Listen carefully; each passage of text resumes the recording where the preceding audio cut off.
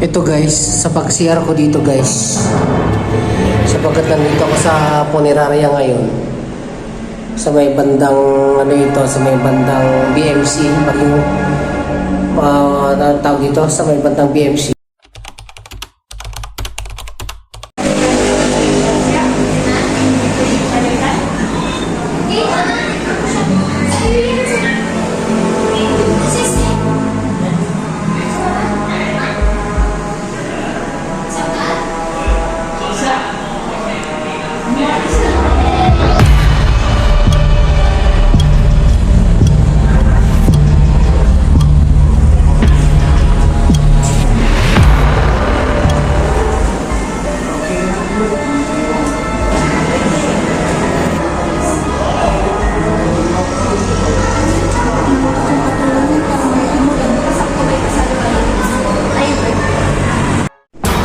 Ito guys ang experience ko dito sa BMC, Baguio Memorial Chapel, na nag-CR ako galing sa taas dito ako sa baba, na nakatayo tumatay yung balahibo ko.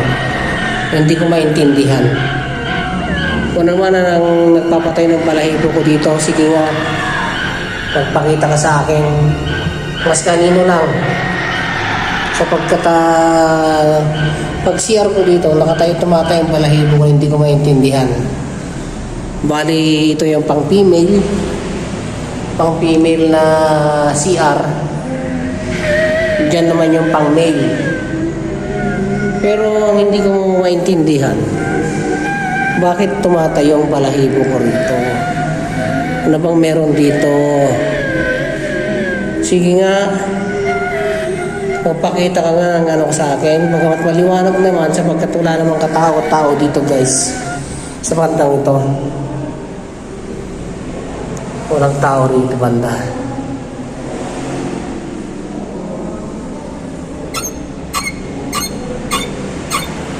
Kaya naman nung nagpunta na naman kami dito na uncle ko, tumayo rin ang balahibo niya ulit na hindi maintindihan.